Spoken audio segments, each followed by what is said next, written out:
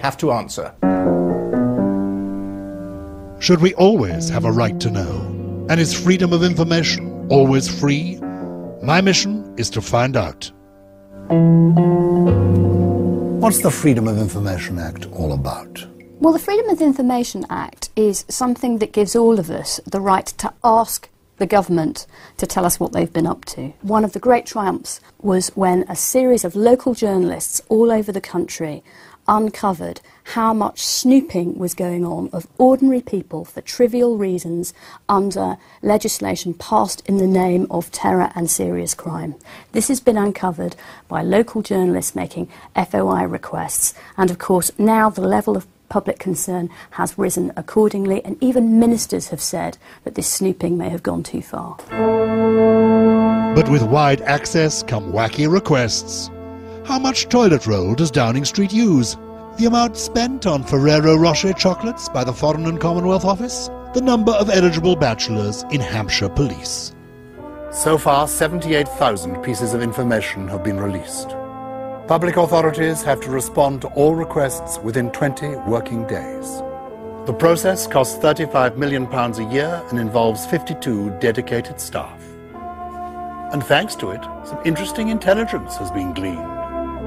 And for some, the Act really does have the power to change lives.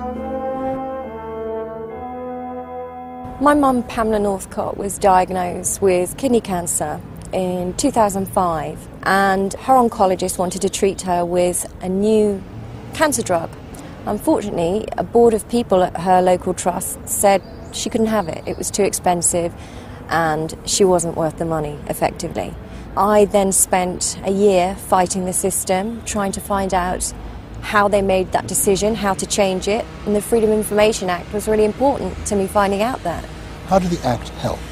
Well, it took me 9 months to fight and get the information I needed to win treatment for Mum. It was very important for us, but more important is the fact that I've been able to use that information now, and I've now helped over 150 cancer patients access treatment through using this Act.